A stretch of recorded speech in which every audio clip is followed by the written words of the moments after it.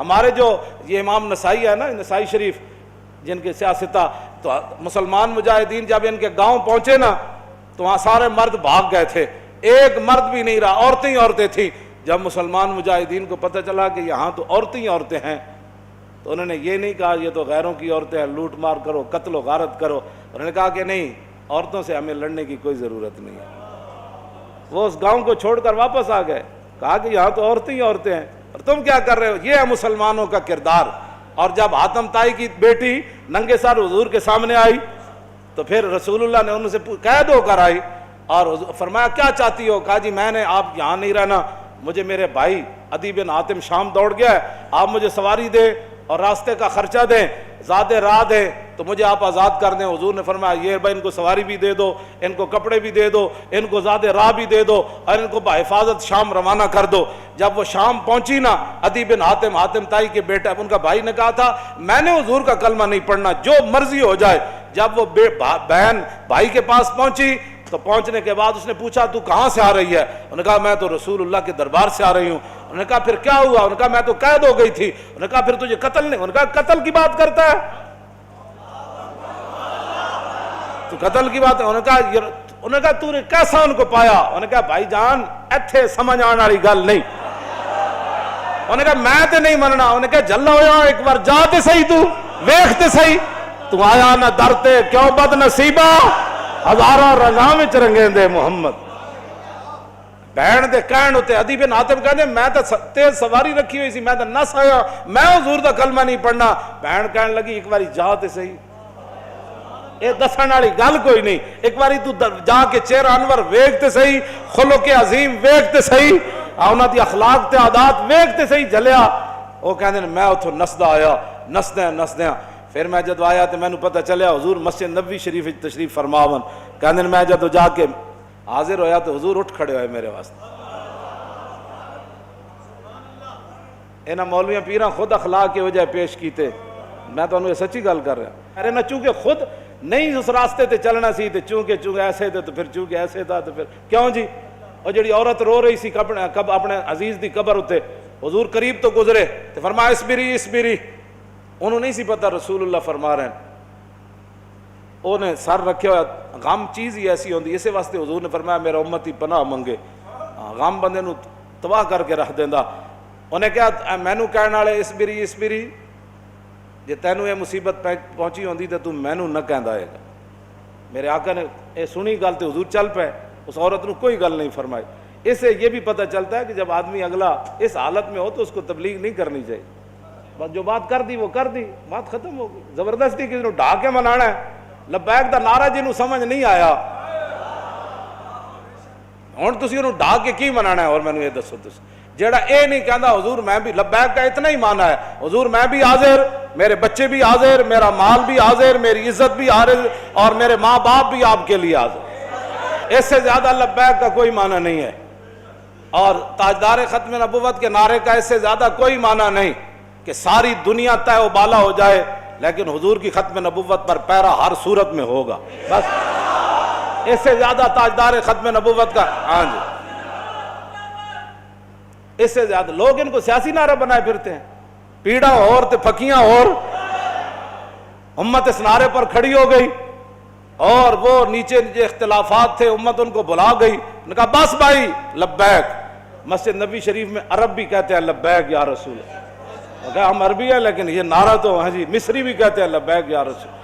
پورا عالم اسلام نہیں پوری دنیا کہہ رہی ہے اس وقت لبیک یا رسول اللہ، ہاں لبیک یا رسول اللہ۔ تو اس سے بڑا اللہ کا کیا کرم ہو سکتا ہے کہ امت اختلافات کو بھلا کر حضور کی غلامی کے لیے جمع ہو گئی۔ اور اقبال کہتا تھا میں کہتا تھا اقبال کی یہ خواب کب پورا ہوگا کہ اقبال کہتا تھا زاں کے ملت را حیات از عشق اوست اور برگ و ساز کائنات از عشق اوست۔ اقبال کہتا تھا کہ ملت کی حیات، ملت کی ترقی، ملت کا عروج اور پوری دنیا پر اسلام کے غلبے کی ایک ہی وجہ ہے کہ امت حضور سے پیار کرے، حضور سے عشق کرے۔ تو میں کہتا یہ کیسے ہوگا، لیکن رب ہے جو چاہے کرے۔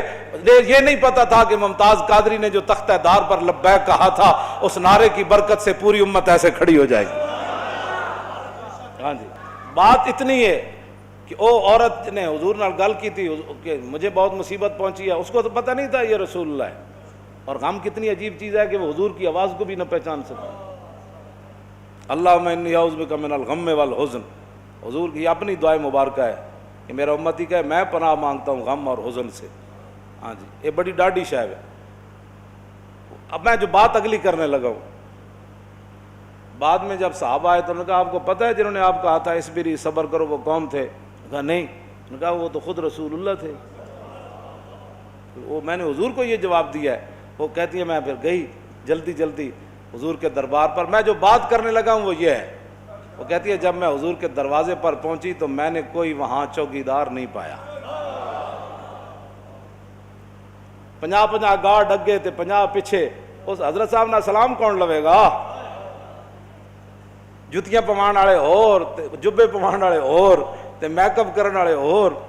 ہاں جی، میں تے نہیں پڑھیا نہیں جو اس وقت حسنہ جلیا، اور اسی واسطے تو ایک باری جڑا حضرت عدی بن حاتم آئے نا تے جدو رسول اللہ نال ملاقات ہوئی حضور اٹھ کھڑے ہوئے تے عدی بن حاتم کہندے نے میرے دل نے گواہی دیتی ہے اللہ دے رسول۔ کیوں جی؟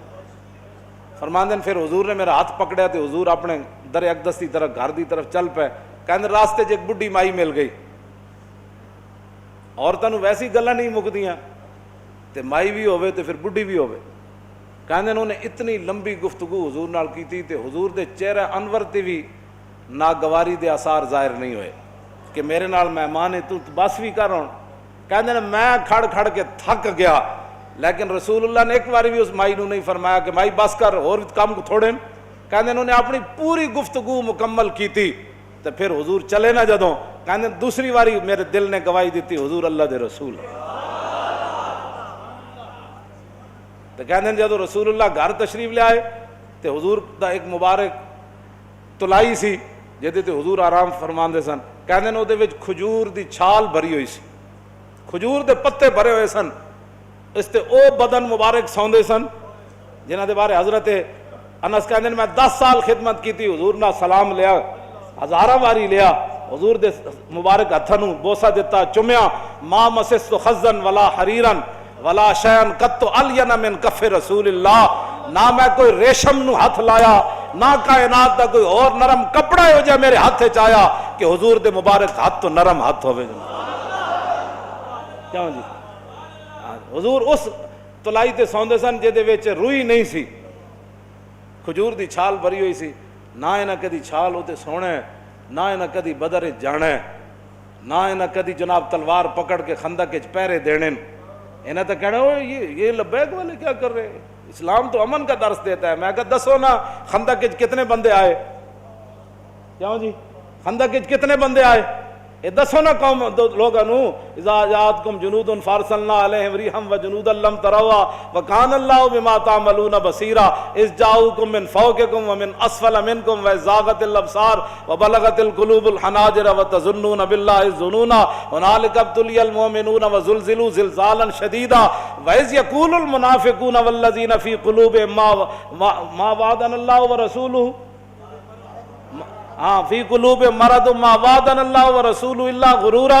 یہ تو منافق کا کام ہوتا ہے جب مشکل وقت او جی دیکھا گریک ٹاؤن ہو گیا، اور میں کہا پھر کی ہویا؟ یہ تو منافق کا کام ہوتا ہے کہ جب مشکل حالات آئے تو کہ دیکھو جی جن کا دیکھو جی اللہ رسول ساڑھے نہ ہاتھ، میں ہاتھ کرنے دا معنی کر رہے ہیں، لفظی معنی تو نہیں نہ بنتا۔ اللہ رسول نے تو ان کا لفظی معنی کیا بنتا ہے کہ انہوں نے کیا اللہ رسول کی طرف نسبت کر دی کہ ہمیں تو دھوکے سے دوچار کر دیا گیا۔ ہاں جی، ہمارے ساتھ یہ دیکھو کیا بن گیا کہ جناب ہمیں تو وہ کہتے تھے ہمیں تو پیشاب کرنے کا جو خوف ہے کہ پیشاب کرنے جائیں گے بندہ مار دے گا، تو کیسر و کسرا کب فتح ہوں گے؟ یہاں مدینے میں تو پیشاب کرنے کی سہولت نہیں رہی، 25,000 کا لشکر۔ منافق کا کام ہی یہ ہوتا ہے کہ وہ جب صحابہ ادھر جو ہے وہ کیا کارنامے سر انجام، اور منافق ان کا بھی رب نے قرآن میں بیان فرمایا کہ منافق کہنے لگے کہ ما وعدنا اللہ ورسولہ وَإِذْ قَالَتْ طَائِفَةٌ مِّنْهُمْ يَا أَهْلَ يَثْرِبَ لَا مُقَامَ لَكُمْ فَارْجِعُوا وَيَسْتَأْذِنُ فَرِيقٌ مِّنْهُمُ النَّبِيَّ يَقُولُونَ إِنَّ بُيُوتَنَا عَوْرَةٌ وَمَا هِيَ بِعَوْرَةٍ إِن يُرِيدُونَ إِلَّا فِرَارًا۔ کیوں جی یہ منظر بیان نہیں کیوں نہ؟ چلو چلیے چلیے چلیے توبہ کرو، تھے حال ہی کوئی نہیں، 25,000 کا لشکر آ گیا، آج تے بچی کسی دی نہیں ہونی۔ کہنے لگے حضور گھر لوگ گئے پیچھے، گھر میں بندہ کوئی نہیں کی بڑھے گا. اللہ نے فرمایا میرے حبیب گھر تے کاشانہ اقدس جدو آپ گھروں چل کے آ گئے تے آپ دا پیچھے گھر کوئی نہیں, صدیق اکبر دا گھر کوئی نہیں, فاروق اعظم دا گھر کوئی نہیں, عثمان غنی دا گھر کوئی نہیں, حیدر کرار دا گھر کوئی نہیں, انہاں دے گھر وکھرے آ گئے. میرے حبیب گھر لگے ہون دا مسئلہ نہیں, یریدون الا فرارا, اے تے چھا میدان چھڑ کے نسن لگے. او جی ہمارا لبیک سے تعلق نہیں ہے, مشکل ٹائم جو آ گیا, ہاں جی مشکل ٹائم, ہمارا لبیک سے تعلق نہیں, یہی تو بات ہے. لیکن قرآن, اقبال کہتا اگر درس قرآن ہم نے بلایا ہوتا, یہ زمانہ نہ زمانے نے دکھایا ہوتا. یہ منافقت کے کام ہوتے ہیں مشکل کے وقت. انہیں دسے ہی نہیں کہ رسول اللہ غزوہ خندق دے موقع تے خود تلوار پکڑ کے کیویں کھڑے ہو. جب 25,000 دا لشکر خندق دے کنارے آ گیا, عمر بن عبد بود گھوڑا چناب چھال مرائی تے ادھر آ گیا, تے 25,000 دا لشکر اتنے آ گیا, تے سارے چاندے سن کے گھوڑے سمیت ادھر آ جان. اس وقت میرے آقا و مولا پھر خود تلوار پکڑ کے کھڑے ہو گئے, اور حضور کو اللہ نے دبدبا کتنا دیا, کانہ و فرد فی جلالتہ فی عسکر حین تلقاہ وفی حشمی لہو ہمم لا منتہا لکبائرہا وہمتہ الصغری جل من الدہر. یہ دوسرا حضرت حسان کا شعر ہے, پہلا امام بوصیری کا شعر ہے. فرمایا اللہ نے ہمارے آقا و مولا کو ہیبت اور جلال اتنا عطا فرمایا کہ حضور تنہا بھی کھڑے ہوتے تو محسوس ہوتا کہ حضور کی پشت پر لاکھوں کا لشکر کھڑا ہے. ہاں جی ہاں جی توجہ, حضور خود تلوار پکڑ. کیوں جی علیکم بسنتی ہے نہیں, یہ نہیں سنت کہ جب دین پر مشکل وقت آ جائے تو رسول اللہ خود تلوار پکڑ کر کھڑے ہو گئے. کیا یہ ان کے لیے سنت نہیں تھی کہ جب حضور کی ختم نبوت پر مشکل وقت آیا, حملہ ہو گیا اور حضور کی عزت پر حملہ ہو گیا, تو کیا قوم کے رہنماؤں کی, مذہبی رہنماؤں کی, پیروں کی, فقیروں کی, مولویوں کی یہ ذمہ داری نہیں تھی کہ خود میدان میں ایسے نکل آتے؟ یہ ہے نا علیکم بسنتی و سنت الخلفاء. کیوں جی الراشدین, اور سنت خلفاء کیا ہے؟ یہ تو حضور کا اپنا اس طریقہ مبارکہ ہے نا. سنت خلفاء کیا ہے کہ جب جنگ یمامہ میں مسلمہ آیا تو افضل الخلق بعد الرسل, آپ نے فرمایا بدری ہوئے یا غیر بدری ہوئے, بڑھا ہوئے یا جوان ہوئے, اکھاڑا صحابی ہوئے یا نابینا ہوئے, ہاتھ سلامت ہومن یا کٹے ہومن, سارے یمامہ پہنچو. خلفاء دی بھی یہی سنت ہے. جدو ختم نبوت دا مسئلہ آیا تو پھر سیدنا صدیق اکبر خود بھی تلوار پکڑ کے چل پے, لشکر تے روانہ کیتے نا, ہاں جی خود بھی چلن لگے. حضرت مولا کائنات علی مرتضیٰ نے روکیا, فرمایا ابو بکر جو آپ کو کچھ نقصان ہو گیا تو ہمارا کیا بنے گا. مزید ویڈیوز اور اپڈیٹس کے لیے یوٹیوب پر علامہ Khadim Hussain Rizvi official channel subscribe کریں اور بیل آئیکن پر بھی کلک کریں.